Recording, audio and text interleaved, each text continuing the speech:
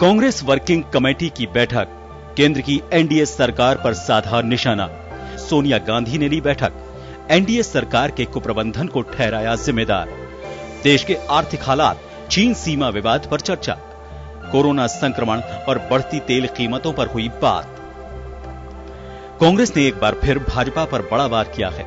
इस बार कांग्रेस ने मैनेजमेंट के लिए माहिर माने जाने वाली पार्टी भाजपा पर मिसमैनेजमेंट का हथियार काम में लिया है। कांग्रेस वर्किंग कमेटी की बैठक में कई मुद्दों पर चर्चा हुई, जिसमें चीन सीमा विवाद, देश की आर्थिक स्थिति, देश में बढ़ता कोरोना संक्रमण और बढ़ती तेल कीमतों को लेकर कांग्रेस नेताओं में चर्चा हुई। सोनिया गांधी ने कहा कि भारत भयावह आर्थिक संकट से घिरा हुआ है, साथ ही चीन के साथ सीमा पर संकट खड़ा हो गया है, जो भाजपा नीति केंद्र सरकार के कुप्रबंधन और उसकी गलत नीतियों के कारण हुआ है। गांधी ने देश में बढ़ते कोरोना ग्राफ और बढ़ती तेल कीमतों के लिए भी केंद्र से मिसमैनेजमेंट को ही जिम्मेदार ठहराया। India has been hit by a terrible economic crisis, a pandemic of huge proportion, and now by a full-blown crisis on the borders with China. Much of each crisis is attributed to the mismanagement of the BJP Modi government and the wrong policies pursued by it. केंद्र सरकार पर Congress mismanagement को लेकर सवाल खड़े कर रही है, लेकिन राजस्थान में सत्ताधारी कांग्रेस पर भाजपा सरकार सवाल खड़े कर रही है। प्रदेश में कोरोना से लड़ाई में सरकार ने जागरूकता अभियान शुरू किया है, जिसमें 10 दिन तक गांव और ढाणी तक आमजन को जागरूक किया जाएगा। लेकिन भाजपा प्रदेशाध्यक्ष सतीश पूनिया जागरूकता अभियान से आगे बढ़कर सरकार को काम करने की नसीहत दे रहे हैं। वहीं इस दौरान कोविड अस्पतालों और मरीजों के साथ हो रहे व्यवहार का भी उन्होंने जिक्र किया। तो मुझे लगता है अभी सतर्क रहने की आवश्यकता है। न खतरा टला है, न चुनौती कम हुई है। सरकार के समक्ष भी बड़ी चुनौती है, क्योंकि अभी जो प्रवासी आने शुरू हुए, प्रवासियों का एक वापस मूवमेंट शुरू हुआ है, लेकिन सरकार उतनी सतर्क नहीं है जितना उसको होना चाहिए। यहाँ इंस्टीट्यूशनल जो क्वारंटाइन सेंटर्स हैं, उनकी हालत खराब है, इसलिए व्यक्ति डरता है। कोविड को बताने से भी डरता है और उन क्वारंटाइन सेंटर्स में जाने से भी डरता है। चीन सीमा विवाद के बाद कांग्रेस भाजपा पर ज्यादा हमलावर है। उधर पूर्व प्रधानमंत्री डॉक्टर मनमोहन सिंह ने तो यहां तक कह दिया, यदि इस विवाद से दृढ़ता से नहीं निपटा गया तो हालात विकट हो सकते हैं। हालांकि फिलहाल सीमा पर सुलह हुई है, लेकिन फिर भी विपक्षी दल से लेकर आम जन तक की निगाहें केंद्र सरकार के मैनेजमेंट पर जरूर टिकी हुई हैं। ब्यूरो रिपोर्ट, जन टीवी, जयपुर।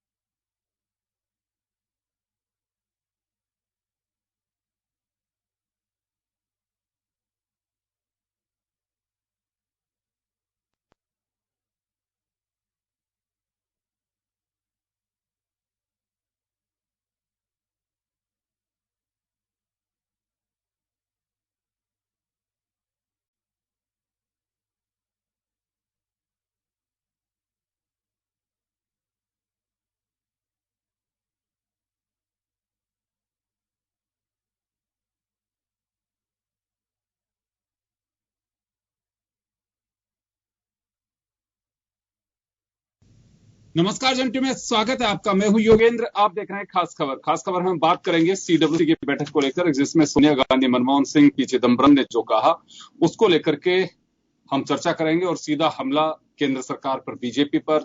सोनिया गांधी ने साफ कहा है कि बॉर्डर पर सरकार का फेलियर है, कोरोना से निपटने में भी सरकार की नाकामयाबी कहेंगे। इसी तरह से फ्यूल प्राइस जो बढ़ते जा रहे हैं वह भी सरकार का फेलियर है।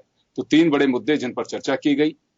आगामी आने वाले चुनाव, उन तमाम परिस्थितियों, कौन हमारे दोस्त हो सकते हैं, किससे हमारी संभावनाएं बन सकती हैं, उन तमाम पहलुओं पर चर्चा की गई है। लेकिन जो मजमून बाहर निकल करके आ रहे हैं, जो बयान सामने आ रहे हैं, ट्विटर के जरिए जो चर्चा है, उसमें ये 3 बड़े मुद्दे जो हैं, इसे ये भी कह सकते हैं कि जो करंट इश्यू हैं उनको लेकर के चर्चा की गई है। हमारे साथ वरिष्ठ पत्रकार श्याम सुंदर शर्मा साहब जुड़े हुए हैं। यूपी से वरिष्ठ पत्रकार लखनऊ से हमारे साथ अरुण मिश्रा जी जुड़े हुए हैं।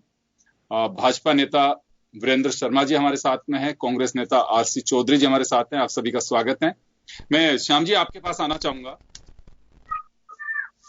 कुछ इश्यूज ऐसे होते हैं कि जिनको लेकर के बात सही है कि पार्टी लाइन पे चर्चा होनी चाहिए, लेकिन पिछले कुछ वर्षों से अगर देखा जाए तो मुद्दा कोई भी हो, उसकी अहमियत कितनी है और उसका असर पार्टी लाइन को तो छोड़िए, सीमा लाइन के बाहर कितना जाएगा, उसका असर कितना पड़ेगा, हमें क्या कहना है क्या नहीं कहना। लेकिन राजनीतिक दलों में मुझे लगता है कि ये संयम और सूचिता खत्म होती जा रही है, और यही वजह है कि कितना भी संवेदनशील मुद्दा हो, हर राजनीतिक दल जहां जिसका असर होता है उतनी कोशिश करता है। मुझे बड़ा सरप्राइज हो रहा है कि जब मनमोहन सिंह जी ने कहा कि प्रधानमंत्री को सीमा से जुड़े मुद्दों पर नपे-तुले बयान और संजीदा बयान देने चाहिए, ये उस परिप्रेक्ष्य में कहा कि एक्सटर्नल अफेयर्स मिनिस्टर ने कहा कि हमारी सीमा में कुछ टेंट्स लगे हुए थे, इस वजह से खदेड़ना पड़ा, और प्रधानमंत्री जी ने सर्वदलीय बैठक में कहा कि 1 इंच जमीन पे भी हमारा कब्जा नहीं है। तो ये कुछ इस तरह की कंट्रोवर्सीज जो रही, कांग्रेस का इसी आरोप है।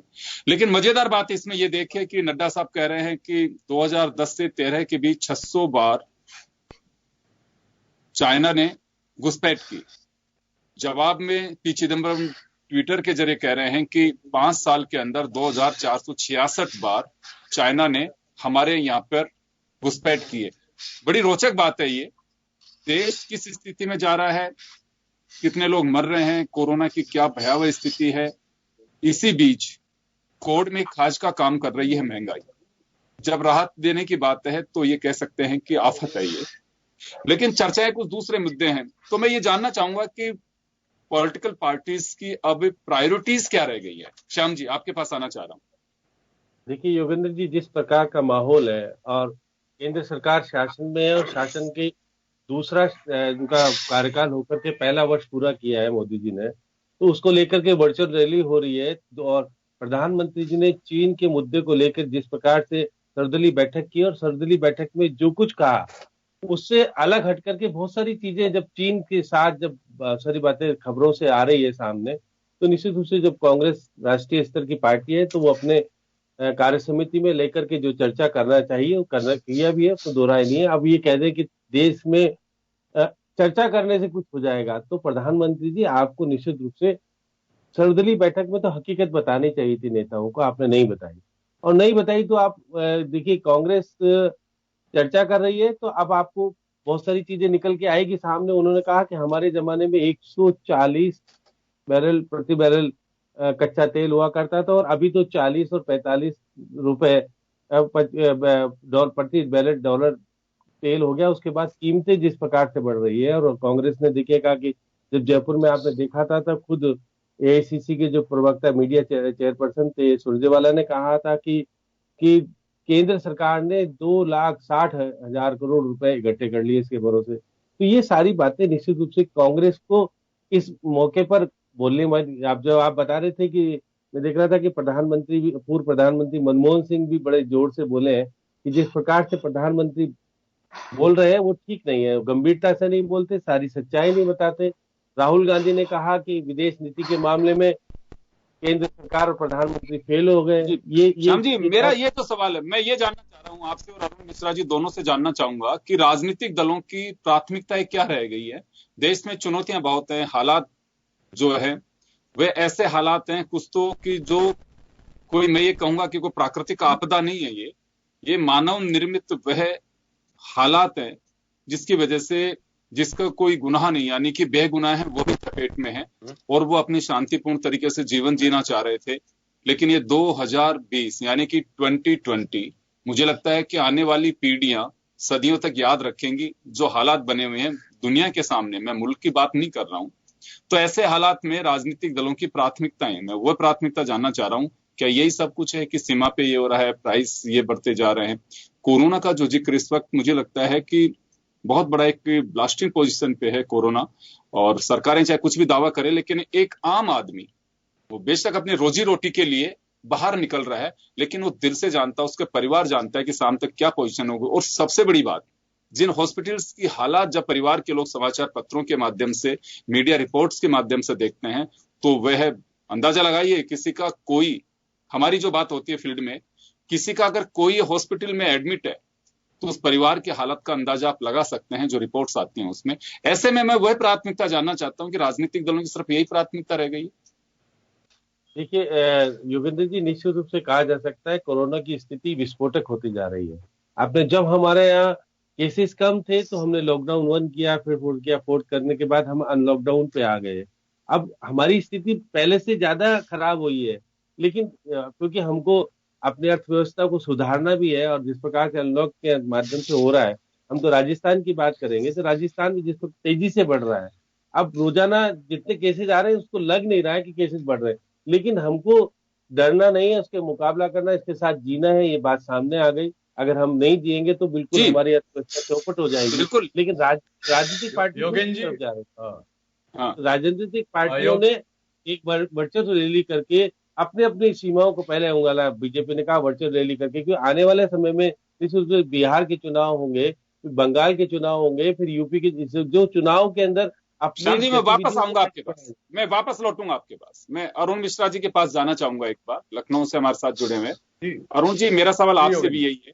मजमून हमने जो हमारे दर्शकों को दिखाया, आपने सुना, ऐसे में एक सवाल उठता है कि राजनीतिक दलों की प्राथमिकताएं क्या रह गई इन परिस्थितियों के बीच? योगेंद्र जी, आपने बिल्कुल सही कहा, और जैसा कि CWC की बैठक में प्रतिपक्ष ने, कांग्रेस ने इस विषय को बहुत तेजी के साथ उठाया भी है।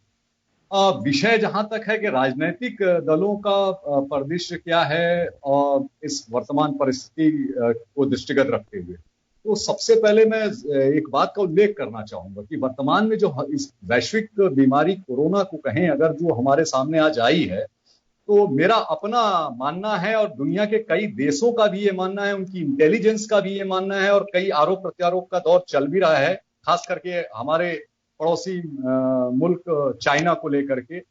आपको याद होगा 1962 की लड़ाई में चाइना के तत्कालिक शासक ने एक वर्ड कहा था। उस समय के शासक जेडांग ने कहा कि तिब्बत तो हथेली है, हमें और उंगलियां लेनी है, जिसमें वो भूटान और उससे सटे हुए जितनी सीमाएं थी उस तक औपनिवेशवाद की राजनीति के तहत वो पढ़ना चाहता है।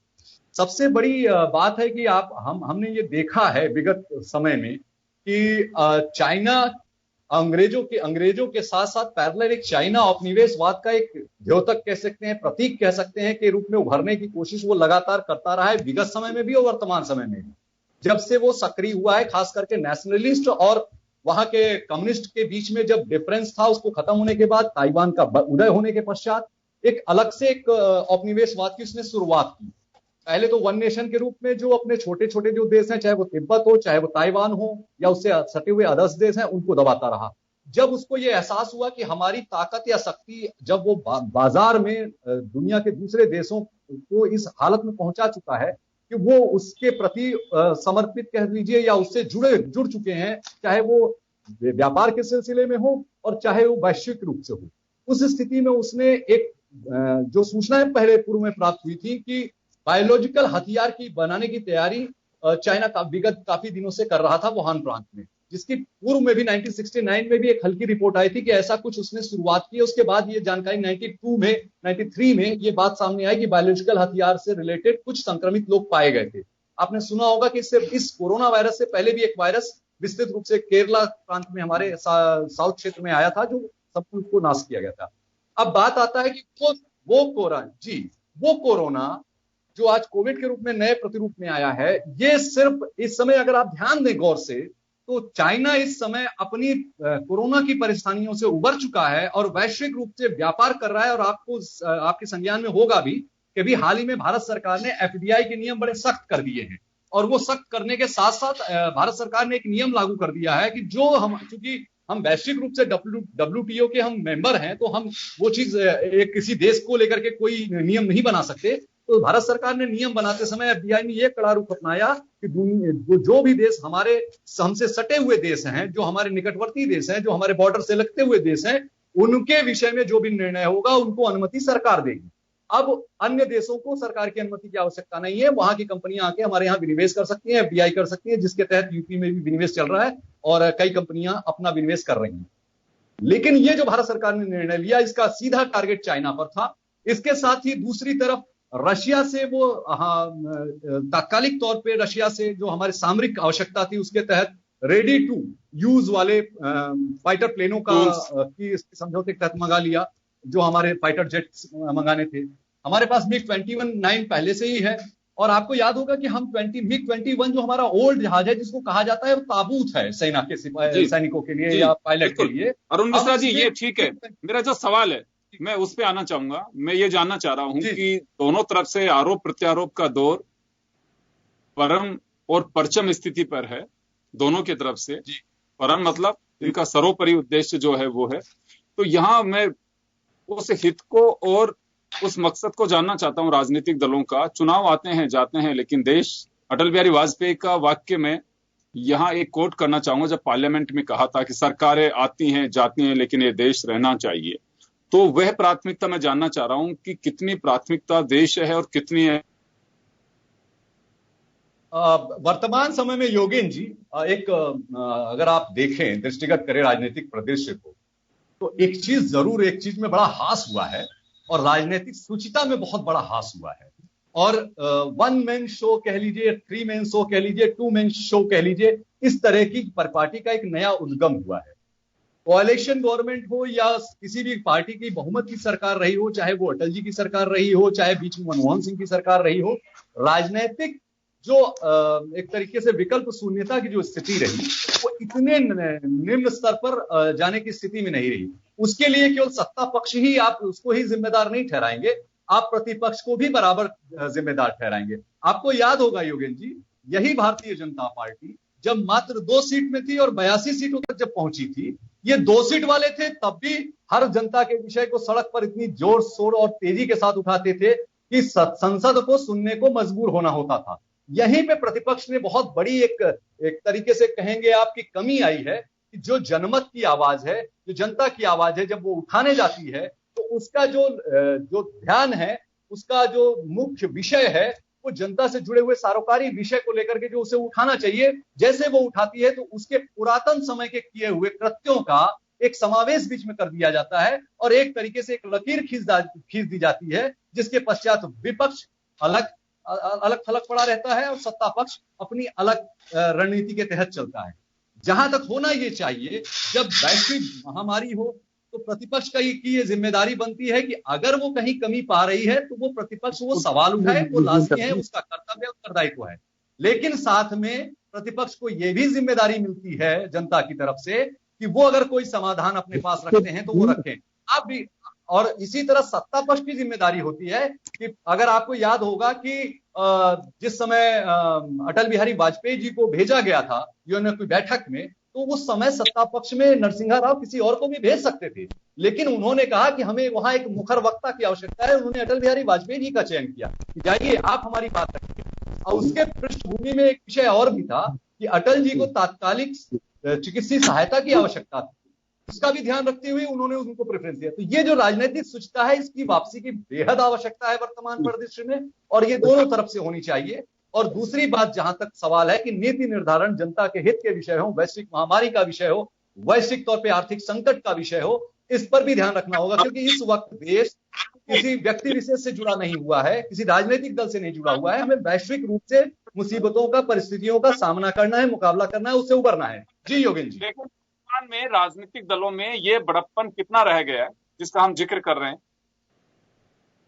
निश्चित तौर में बहुत कम रह गया है, बहुत गिरावट आ रही है कि थोड़ी एक किसी शायर ने खूब कहा है कि थोड़ी बहुत गैरत जरूरी है, एक वक्त पे घुंघरू तोड़ देती है। तो ये बात तवायफ भी घुंघरू तोड़ देती है, इस बात का ख्याल, राजनीतिक सुस्ता का ख्याल रखने की आवश्यकता है। लेकिन ये काफी कम इसलिए हो गया है क्योंकि यहाँ पर एक बात आप गौर करेंगे तो नीति निर्धारण बहुत सीमित लोगों के माध्यम से तय किया जाने लगा, जिसके पृष्ठभूमि में ये समस्या आती है। जी जी जी बिल्कुल प्रभात जी जी शर्मा जाना चाहूंगा। मैं इसको ही उठा दी हूँ, दोनों तरफ से उठा के वीरेंद्र जी मैं आपके पास आऊंगा, उससे पहले सभी बने रहिए। मतलब सुन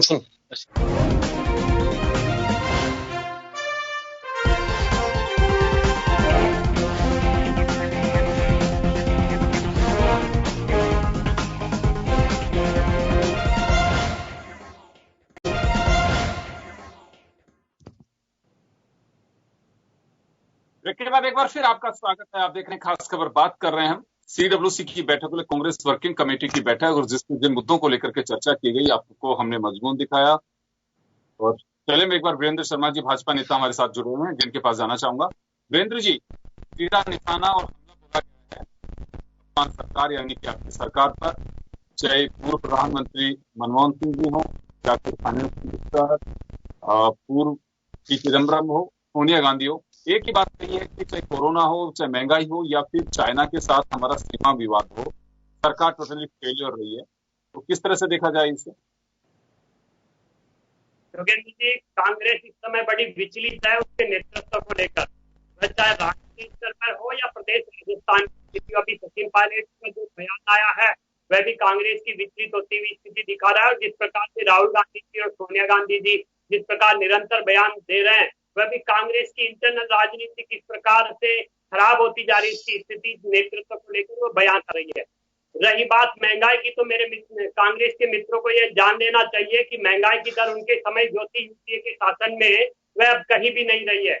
महंगाई अब कहीं भी नहीं है। पेट्रोल और डीजल के जो दाम है वह यूपीए के शासन में 82.53 रुपए थे, जबकि आज हम उज्ज्वला योजना के अंतर्गत करीब 8.5 करोड़ गैस के कनेक्शन फ्री भी दे चुके हैं। उसके बावजूद भी 80 रुपए से कम के आज के दाम है।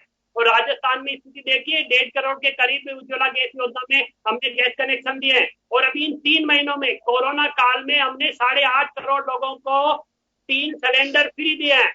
इसके बाद भी किस प्रकार की महंगाई की बात कर रहे हैं? सिर्फ इसी महंगाई की बात कर रहे हैं कि उनकी स्थिति नेतृत्व को लेकर बहुत गंभीर होती जा रही है। उनके कार्यकर्ता स्वयं अंगुली उठाने लग गए, उनके नेता वीरेंद्र जी, एक छोटा सा सवाल है मेरा।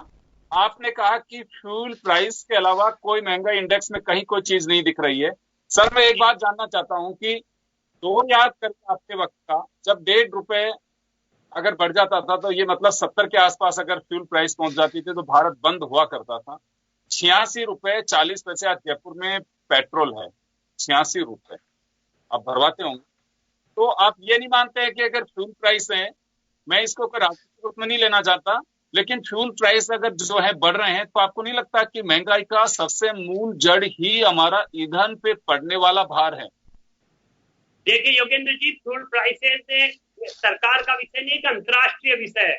जिस प्रकार अंतर्राष्ट्रीय दाम बढ़ेंगे उसी प्रकार से होता रहता है। बन रहा है अंतर्राष्ट्रीय विषय। देखिए, कोरोना काल के 82 दिन के बाद में इस प्रकार की स्थिति आई है, क्योंकि अब जाकर उन कीमतों की समीक्षा की गई है।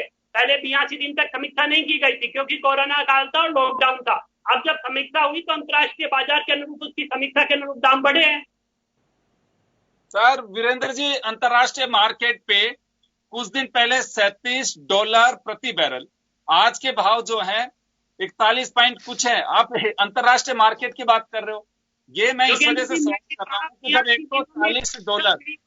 $140 प्रति बैरल जब था,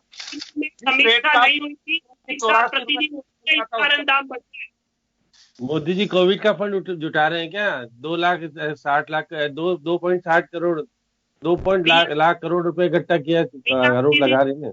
नहीं हुई थी, अब समीक्षा हो रही है, इसलिए दाम बढ़ रहे हैं। आप निश्चित रहिए। चौधरी जी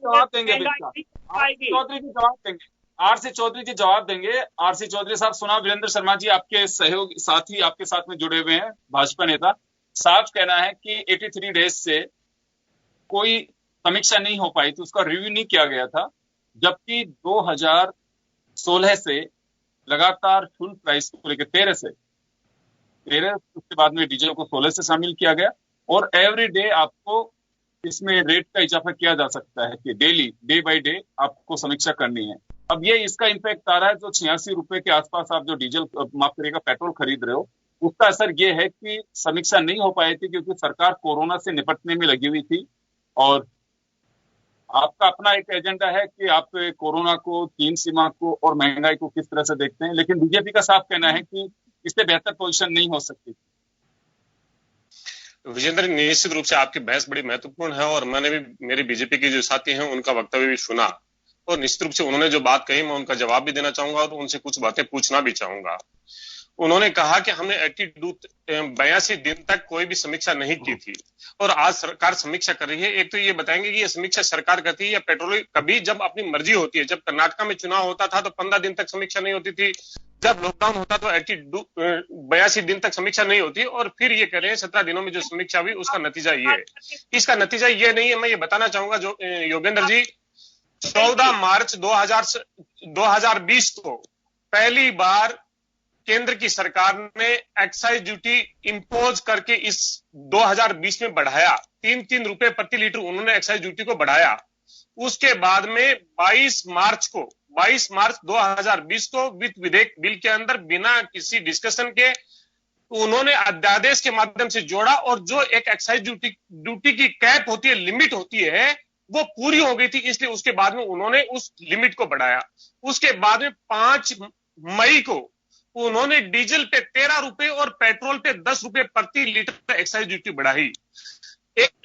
राजस्थान में इस देखिए जनता एक स्लोगन जो था, सबका साथ और सबका विकास, उन्होंने ये जो पेट्रोल और डीजल के केंद्रीय राजधानी दिल्ली के अंदर सबके भाव को बराबर ला दिया, और लगातार इन्होंने डीजल पे जितना एक्साइज ड्यूटी बढ़ाया, जो डीजल पर उन्होंने जो इंपोज करने का काम किया, मुझे लगता है ये एक सोची समझी चाल के तहत देश के आम आदमी के हितों पे कुठाराघात करने के लिए और चंद पूंजीपतियों का, और इनसे पहले अल्फोंस सिंह के मंत्री थे, उन्होंने कहा था जो कार चला सकते हैं क्या वो एक्साइज ड्यूटी नहीं दे सकते।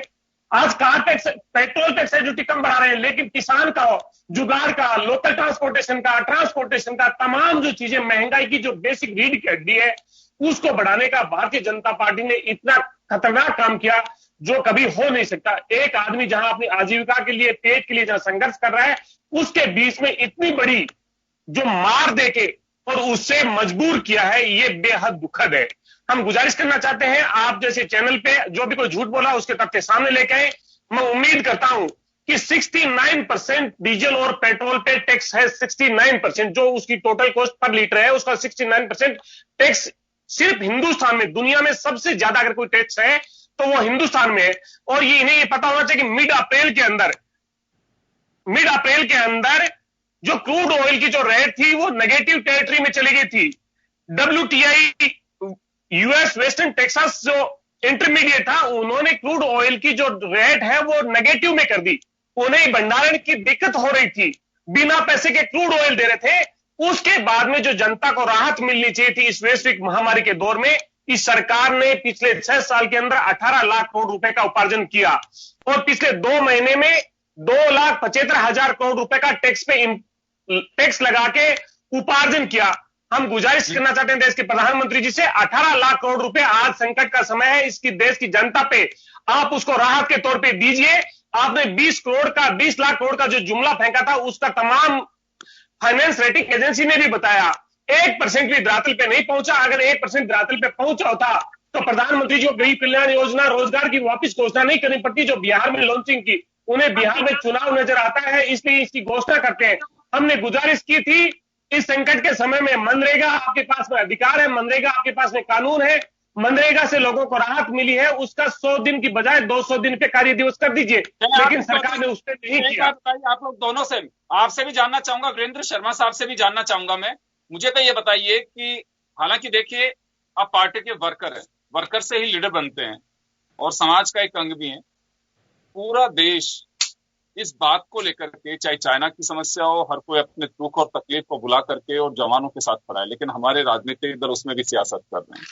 आज महंगाई की मार है, कोरोना की भी, कोरोना का डर है। बेशक हम कितनी सांत्वना देने की कोशिश करें, लेकिन हम जो चार हमारे साथ में बैठे हैं, मेरे अलावा चार आप साथी, सबके जहन में कहीं ना कहीं कोई डर जरूर है कोरोना को लेकर के, मेरा अपना पड़ोसी कोई इस पीड़ा की गिरफ्त में ना आ जाए, इस जद में ना आ जाए। क्योंकि पहले डर सिर्फ इतना ही था, पहले धरती के भगवान भी बहुत कोशिश कर रहे थे, कोरोना वॉरियर जो थे वो भी बहुत कोशिश कर रहे, लेकिन आज जो पिक्चर निकल करके आ रही है, हॉस्पिटल्स की हालात जो दिखाई दे रहे हैं, उससे बड़ा डर बैठता है लोगों के। ये डराने वाली, कोरोना से ज्यादा डर उस स्थिति का है जिसका मैं जिक्र करना चाहूंगा कि देश के कई हॉस्पिटल्स की हालात ऐसे हैं जहां कोई जाना नहीं चाहता, और अगर जाता है कोई मजबूरी में, तो परिवार वालों को लगता है कि पता नहीं वापस आएगा कि नहीं आएगा। ये कोरोना से बड़ा डर जो हमारे जेहन में बैठता जा रहा है, मुझे लगता है कि कोरोना से बड़ी चिंता ये है, हम एक तरफ तो बड़ी बातें कर रहे हैं कि 21वीं सदी हमारी होगी, विश्व गुरु भारत बनने जा रहा है,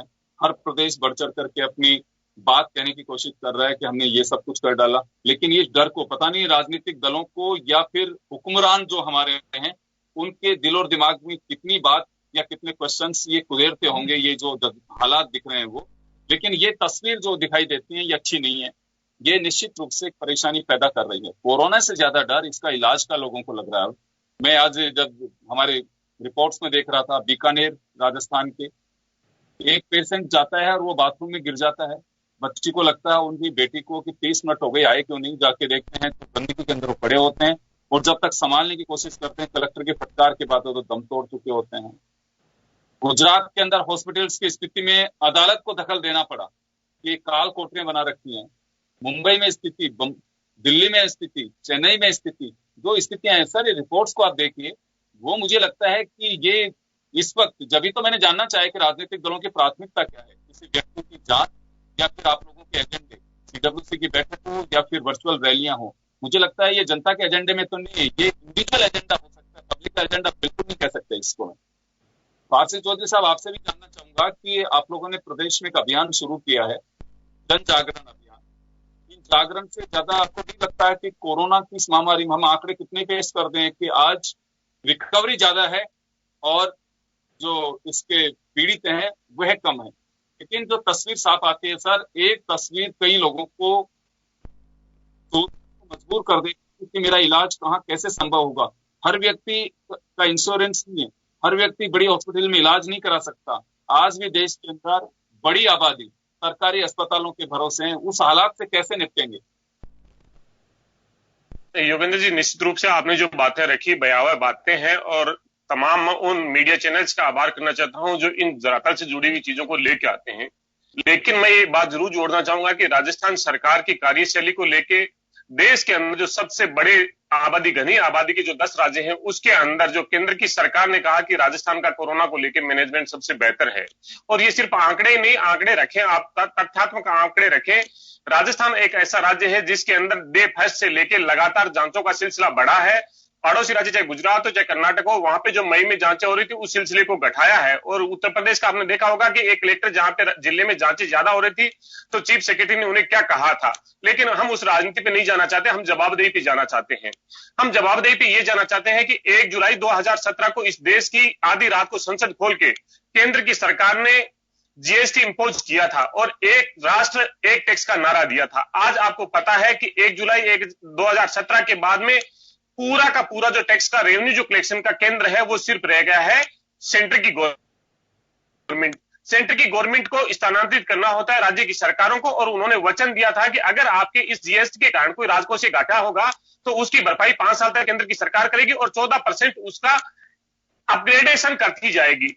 लेकिन अब केंद्र सरकार ने कहा कि ये एक्ट ऑफ गॉड है, ये कोरोना जो वैश्विक महामारी है, ये हमारे पास में जीएसटी का कलेक्शन कम हुआ है और हम राज्यों को इसका जो बीच का जो गैप है वो नहीं दे सकते, क्योंकि ये जो त्रासदी है वो एक्ट ऑफ डर से ज्यादा अब लोगों को इलाज का डर लग रहा है। जिस जगह पे वो इलाज कराने जाना चाहते हैं, मैंने एक बार फिर कहूंगा आपको कि आज भी मैं योगेंद्र जी मैं गुजारिश करना चाहूंगा कि आप जितने भी जो संसाधन जो जुटाने की बात करते हैं, तमाम जो सब चीजें करते हैं, मैं एक गुजारिश करना चाहता हूं आप लोगों के माध्यम से कि यहां से हमारे 25 सांसद भारतीय जनता पार्टी के और बेहतर विधायक हैं। हम राजस्थान की जनता के प्रति सब लोग जवाबदेह हैं। हम गुजारिश करना चाहते हैं बीजेपी के नेताओं से क्यों नहीं केंद्र से राजस्थान की 7.5 करोड़ जनता के हक के लिए जो हमारा संवैधानिक अधिकार है, जो हमारा पैसा जो मिलना चाहिए, वो क्यों नहीं होती?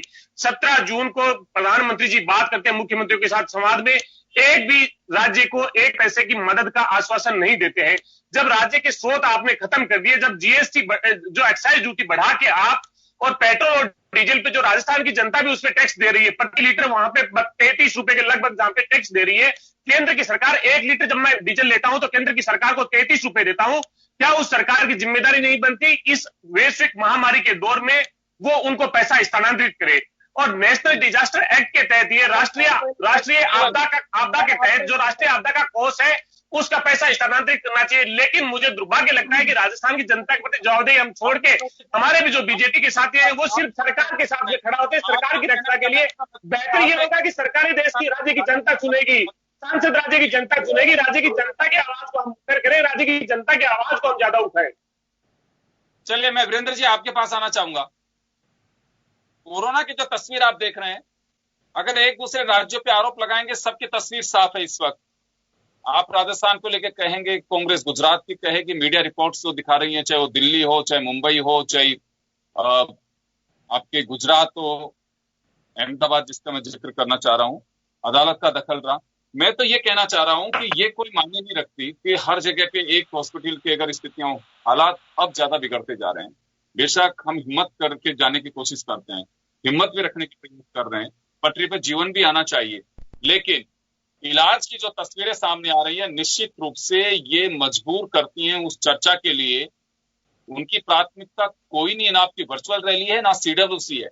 उनकी प्राथमिकता है कि आज भी उन लाशों के साथ में न्याय नहीं हो पा रहा। जिंदा इंसान की तो बात ही छोड़ रहे, मैं ये कह रहा हूं कि कोरोना के इस काल में लाशों के साथ भी न्याय नहीं हो पा रहा। वीरेंद्र शर्मा साहब कुछ कहेंगे इस पे? देखिए योगी, कांग्रेस के मित्र क्या नहीं बताएंगे महाराष्ट्र क्या हो रही है। आज का अखबार सुबह का आपने भी पढ़ा होगा किस प्रकार राजस्थान में हॉस्पिटल में मैं खुद ही कह रहा हूं कि ये राजस्थान, आप राजस्थान का जिक्र करेंगे, ये गुजरात और उत्तर प्रदेश का जिक्र करेंगे, आप महाराष्ट्र का जिक्र करेंगे, आरसी चौधरी साहब फिर आपको गुजरात का आईना दिखाएंगे। सवाल ये नहीं है, मैं तो ये कह रहा हूँ कि एक दूसरे के बोल डालते रहेंगे कि हम उस स्थिति को हम जनता के भरोसे छोड़ देंगे, फिर क्यों कुर्सी पे बैठ करके वजन बढ़ा रहे हैं? ये इन्हें भी बताना चाहिए ना, सरकार राजस्थान में बता रहे कि आज भारत के जो संबंध है इसमें अगर कोई सबसे बड़ी समस्या थी तो वो कांग्रेस है। कांग्रेस ने जो बीज बोए उसी के कारण इस प्रकार का आज कांटे वाला पेड़ सामने है।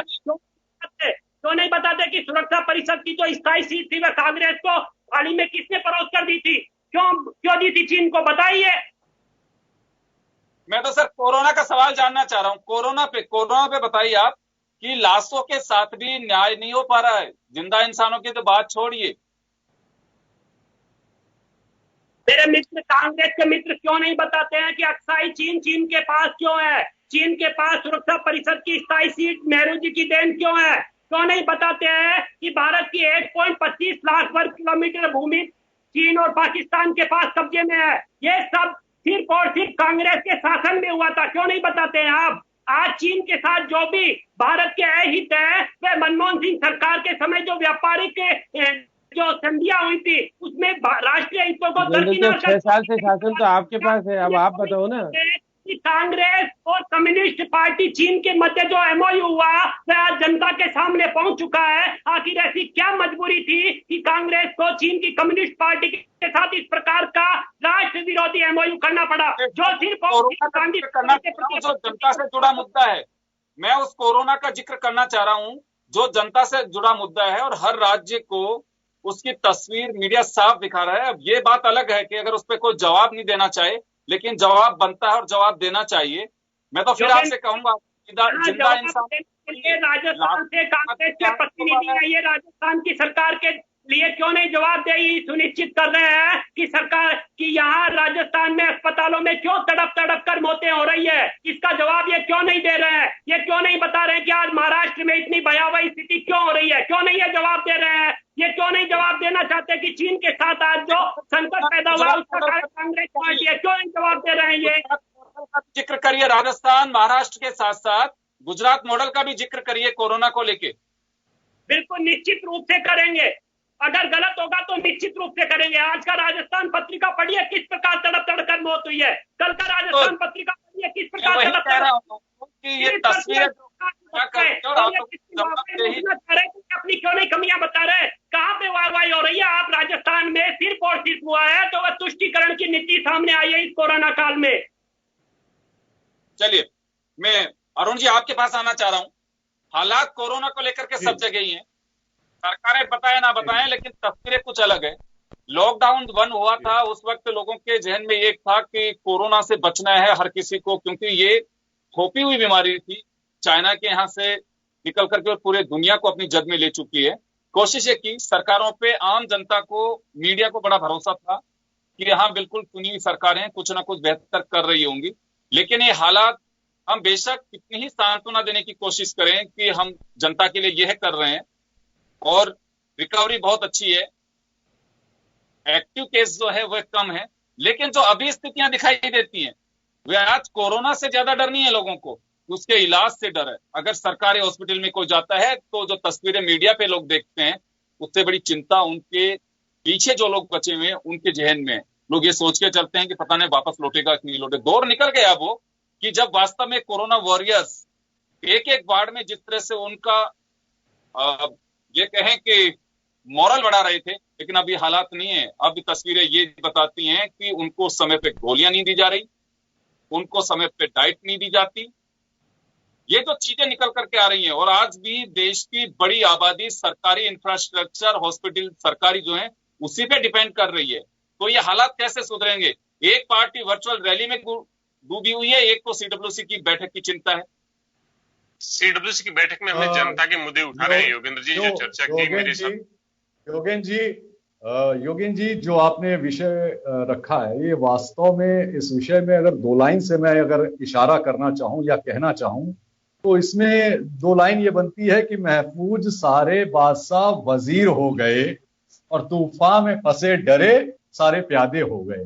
लोगों ने जनता को प्यादा बना दिया है और जुबान से बादशाह वजीर महफूज हो चुके हैं और सारे तर्कस के जो सारे तीर हैं, भाजपा या कांग्रेस, ये दोनों दल हो या अन्य जो संयुक्त कई जगह में गठबंधन दल हैं जो कभी भाजपा के साथ थे और आज उनकी अपनी सत्ता बनी हुई है, कांग्रेस के साथ गठबंधन करके बनाए हुए हैं, तो ये एक दूसरे पर आरोप प्रत्यारोप सिर्फ अपने आप को महफूज रखने के लिए ही कर रहे हैं।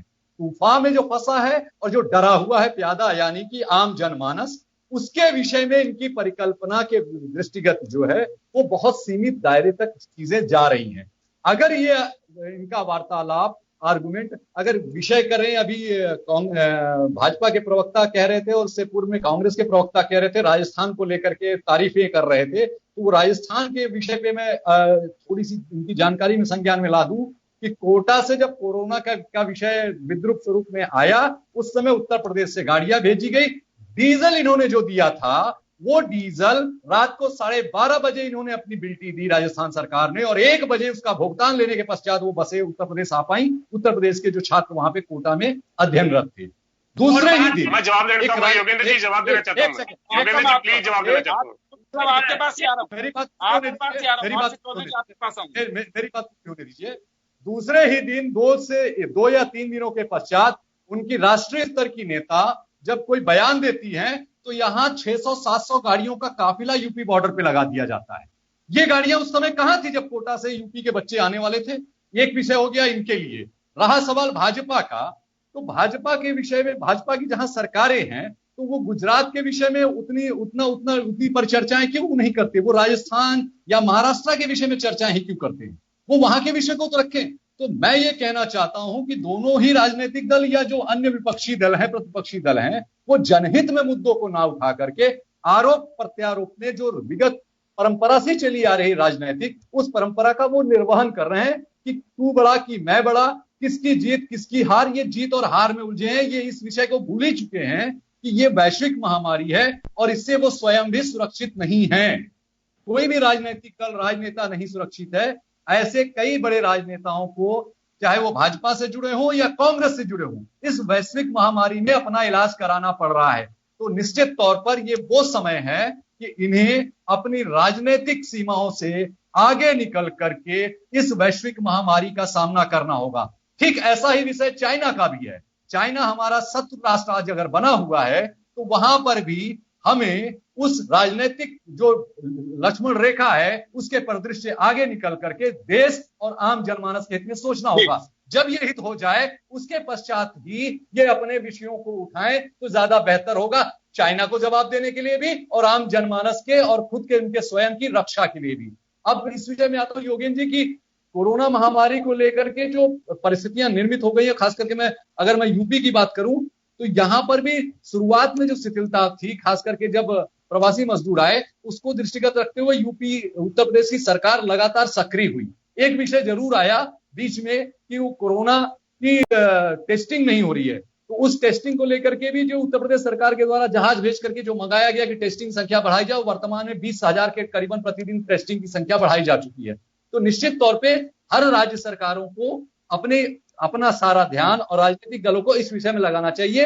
उनके लिए आरोप प्रत्यारोप के लिए चुनाव का पर्याप्त समय 1 महीने का होता है। मेरा आग्रह सभी राजनीतिक दलों से इस विषय पर होगा। अन्यथा जहां तक राजनीतिक दलों का सवाल है तो भाजपा को एक के विषय में कहूंगा कि अगर आपको चाइना से इतनी परेशानी थी तो डोकलाम के बाद आपको वन नेशन वन जिनपिंग जब यहां आए थे राष्ट्रपति चाइना के, तो आपको भी उस रजिस्टर पे साइन कराना था, वन नेशन वन इंडिया।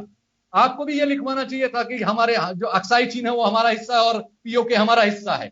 आप जब चाइना जाते हो तो उनका एक नियम है कि आपको वन नेशन पे साइन करना होगा। वो ताइवान को अपना नेशन मानते हैं।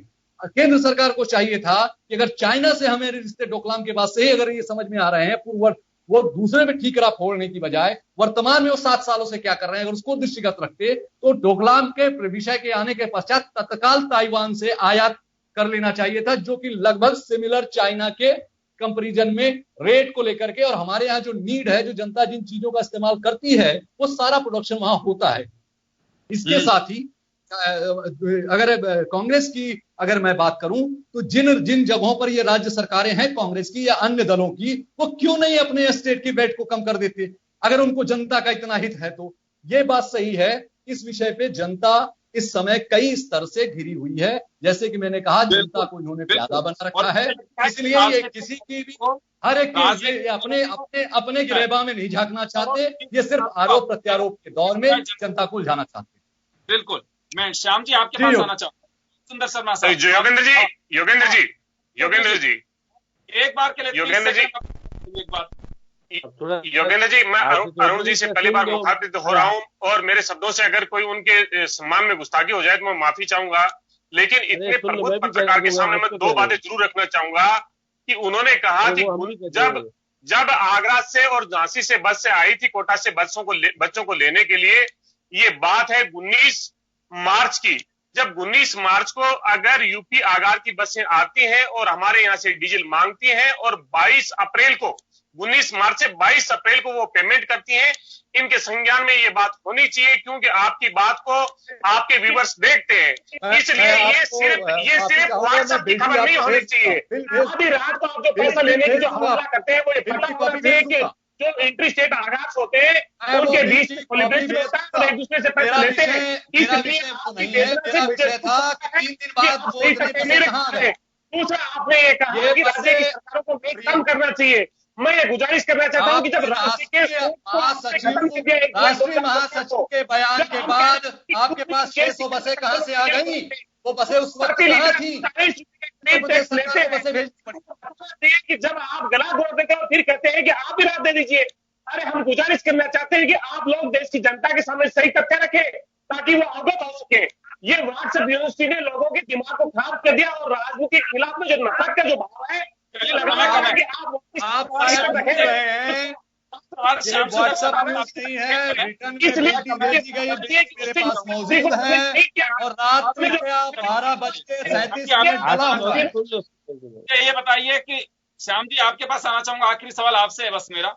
श्याम जी आपके पास आना चाह रहा हूं, मुझे एक बात बताइए कि जो मजमून है हमारा वह यही था कि जनता की फिक्र हो, जनता के लिए चुनी सरकार होते हैं, हमारी डेमोक्रेसी यही कहती है। लेकिन राजनीतिक दलों का, सरकारों का अपना एजेंडा है। हमें तो पूरा भरोसा और यकीन रहा शुरू से कि केंद्र सरकार हो चाहे राज्यों की सरकार हो, सब बेहतर काम कर रही होंगी, कोरोना का डर भी खत्म करने की कोशिश कर रही हैं। लेकिन मैं तो फिर कहूंगा ये बात कि आज बहुत अच्छी बात है कि रिकवरी रेट अच्छी होनी चाहिए, एक्टिव केस कम हो, बहुत बढ़िया बात है, एक अच्छा मैसेज जाता है। लेकिन उन तस्वीरों का क्या जवाब है जो रोज सुनते हैं कई कई राज्यों से कि फला हॉस्पिटल में यह हालात बने, उस जगह पे यह हालात बने। वह तस्वीर कोरोना से ज्यादा डराती है। सरकारों के पास इसका कोई जवाब है या केवल बस बयानबाजी करनी है? श्याम जी। देखिए योगेंद्र जी, मुख्यमंत्री जी समीक्षा तो करते हैं, लेकिन समीक्षा का जो सही मायने में धरातल पे उतरना चाहिए वो नहीं उतर रहा। अब अधिकारी मानते ही नहीं, डॉक्टर जा ही नहीं रहा है। कोरोना के पीड़ित लोगों के पास डॉक्टर जाने से कतरा रहा है, वो कोरोना पीड़ित हो जाएगा।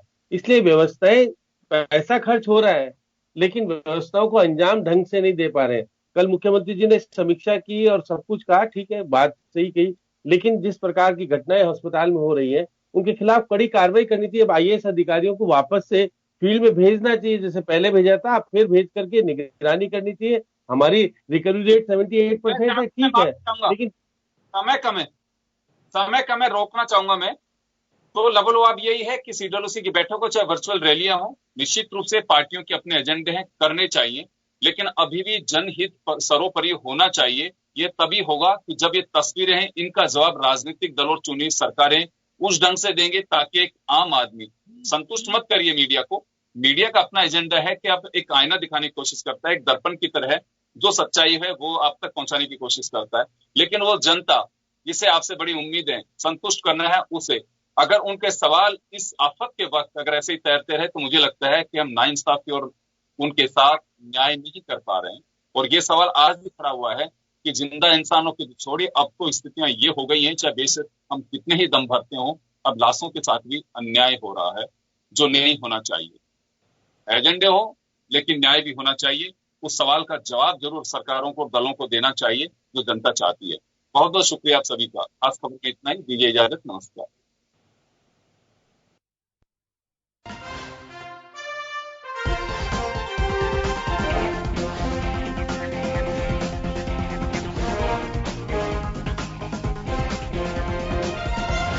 जन टीवी की लेटेस्ट अपडेट पाने के लिए हमारे चैनल को जरूर सब्सक्राइब करें और नोटिफिकेशन पाने के लिए बेल आइकॉन दबाएं।